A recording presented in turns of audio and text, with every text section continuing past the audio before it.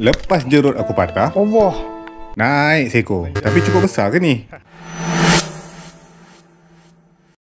Masih lagi spot yang sama, tapi aku masuk ke dalam sikit dekat hutan ni. Setup yang aku pakai adalah sisir Silent Stream dan juga variant Eagle Pro. Ada satu tumpuk anak, tapi dah besar dah ni anak dia ni.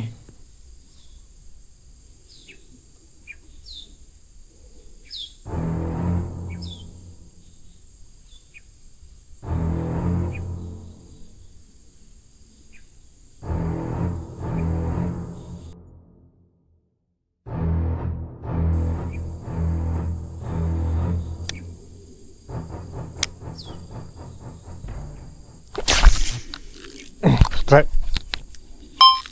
Mama, strike mama. Oh.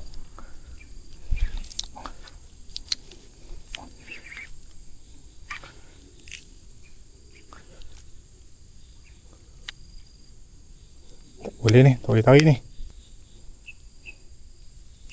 Okey.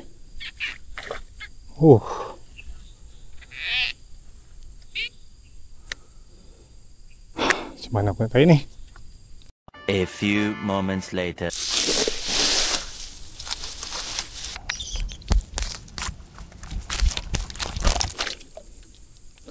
Aku takut putus ni.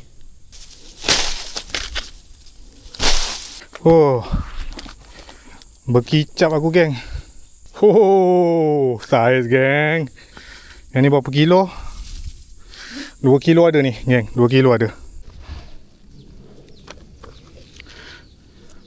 Tangan 4 jari punya kepala ni ada dalam 1.8 ke 2 kilo lah.